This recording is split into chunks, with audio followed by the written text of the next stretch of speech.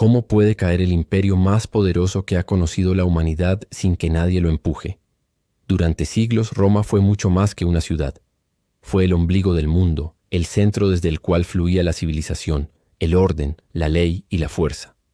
Las águilas romanas ondeaban sobre 3 continentes y sus legiones, disciplinadas, temidas, casi míticas, parecían invencibles.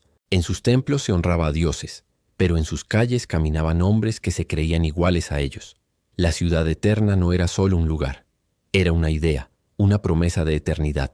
Pero incluso las ideas, cuando son traicionadas desde dentro, pueden desmoronarse. Roma no fue destruida por una sola batalla, ni por una horda salvaje que llegara sin aviso. No fue una tormenta repentina la que la abatió, sino un lento y agónico ocaso. El verdadero enemigo, el que derrumbó a la civilización más imponente del mundo antiguo, no llegó desde el norte ni cruzó los desiertos. Ya vivía dentro de sus muros. Se vestía con togas de seda, debatía en el Senado y empuñaba cetros bañados en oro. Hoy vamos a revivir la historia de cómo Roma, aquella ciudad donde los dioses parecían haber hecho su morada, fue reducida al silencio por su propia soberbia y por aquellos a los que durante siglos llamó bárbaros, vándalos, suevos, visigodos y el más temido de todos, Atila, el flagelo de Dios. Así que ponte cómodo, prepara tu mente para un viaje a través de la ambición, la decadencia y el colapso de una era. Y antes de continuar, suscríbete a AlphaBeast IA para no perderte nuestras próximas aventuras. Déjanos en los comentarios. ¿Qué otro imperio te gustaría ver arder en un próximo capítulo? Muy bien, papirrines y pantuflitas. Es hora de marchar sobre Roma. Durante siglos Roma no fue solo una ciudad imperial. Fue el corazón palpitante de un mundo que giraba a su alrededor. Sus columnas de mármol blanco brillaban bajo el sol como testimonio de una gloria que parecía indestructible. En sus foros, los discursos de los cónsules decidían el destino de naciones enteras, y sus legiones marchaban por tierras lejanas como si el planeta entero les perteneciera por derecho divino. Roma no era solo una potencia militar, era una maquinaria perfecta de conquista, de administración, de cultura. Roma era invencible. Roma era inmortal. O eso creía. Pero esta no es una historia de victorias, sino de ruinas. Imagina caminar por esas calles empedradas, rodeado de templos dedicados a Júpiter, Marte y Venus. Imagina el esplendor del Coliseo, donde los gritos de miles de ciudadanos celebraban el derramamiento de sangre como un espectáculo divino. Allí donde hoy quedan ruinas, una vez se elevaban los sueños más ambiciosos de la humanidad. Y sin embargo, esas mismas piedras que sostenían templos, arcos triunfales y palacios imperiales empezaron a resquebrajarse desde dentro. Las estatuas de emperadores, otrora veneradas como si fueran semidioses, terminarían decapitadas, arrojadas al polvo. Y la ciudad que enseñó al mundo el significado de imperium terminaría postrada ante aquellos que antes consideraba salvajes. Porque Roma no cayó en un solo día. Su derrumbe fue el eco de una agonía que duró generaciones, una herida abierta que jamás cicatrizó. Y en el centro de todo, la ciudad eterna, testigo de su apogeo y víctima de su propia arrogancia. No hubo héroes puros ni villanos absolutos, solo hombres cegados por la codicia, sistemas que colapsaron bajo su propio peso y una civilización que voló tan alto que olvidó cómo mantener los pies en la tierra. Mientras los bárbaros aún vivían en aldeas lejanas, la verdadera amenaza ya caminaba por los jardines de Roma, vestida de púrpura. ¿Qué puede destruir a una ciudad construida por los dioses? Lo descubrirás pronto. Mientras en las fronteras aún ondeaban estandartes romanos, en el corazón del imperio se gestaba el verdadero colapso. El sistema que durante siglos había asombrado al mundo por su eficiencia, su disciplina y su lealtad, comenzó a pudrirse desde dentro. La corrupción, la avaricia y la ambición personal se infiltraron en cada rincón del poder. La economía que había sustentado campañas militares y proyectos colosales empezó a tambalearse. Los campos, extenuados tras siglos de sobreexplotación, ya no producían lo suficiente. Las monedas de oro fueron reemplazadas por piezas de menor valor, provocando una inflación que desestabilizó el comercio y empobreció al pueblo. Los impuestos subieron sin control, ahogando a los campesinos, que huyeron a los dominios de grandes terratenientes en busca de protección. Sin saberlo, ese movimiento marcaría el nacimiento de un nuevo orden social, el germen del feudalismo. Pero la decadencia no era solo económica, era moral, era política, era espiritual. Las élites romanas, que antaño se sacrificaban por la gloria de la República y luego del imperio, comenzaron a pelear entre sí por el poder como chacales sobre un cadáver. Entre el año 235 y el 284 d.C., más de 20 emperadores se sucedieron en el trono, muchos de ellos asesinados por sus propias tropas.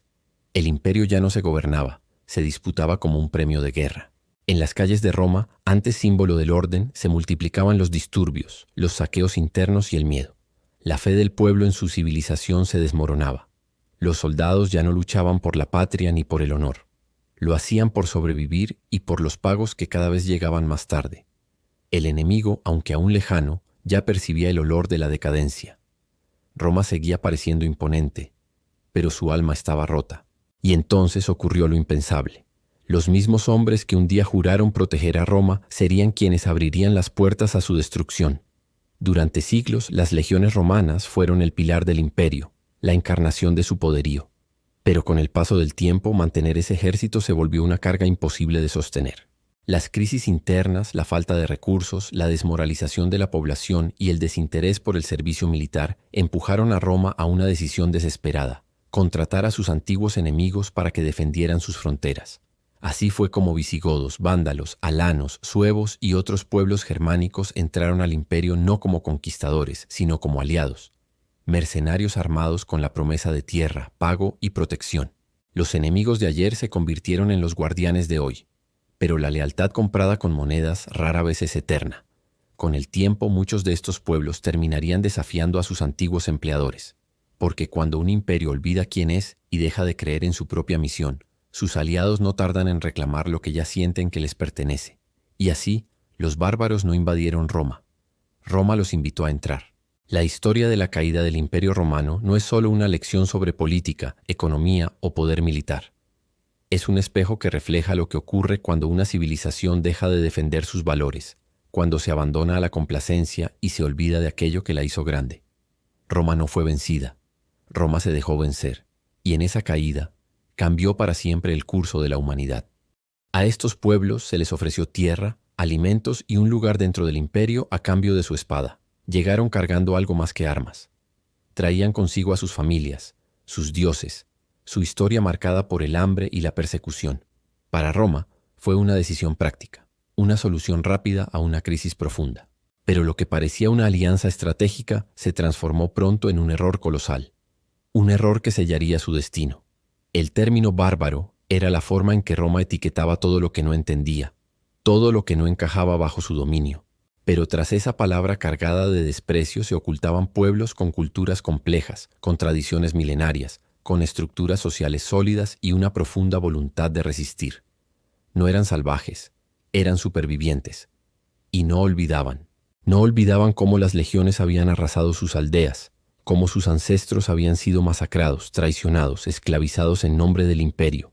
Y aunque muchos intentaron integrarse, aprendiendo latín, vistiendo la toga, adorando a los dioses romanos, siempre fueron tratados como extranjeros. Roma los necesitaba, pero nunca los aceptó. Los visigodos vivieron esta paradoja con dolorosa intensidad. Hambreados, despreciados y explotados por la burocracia romana, fueron empujados al límite. Y cuando vieron que no serían parte del imperio, tomaron la decisión que cambiaría la historia. Lo destruirían desde dentro. Su líder, Alarico, no era un bárbaro según la imagen que Roma había creado. Era un estratega brillante, paciente, consciente de que el verdadero poder ya no estaba en las legiones, sino en la fragilidad del corazón imperial. Porque Roma, aún imponente en apariencia, ya no tenía alma.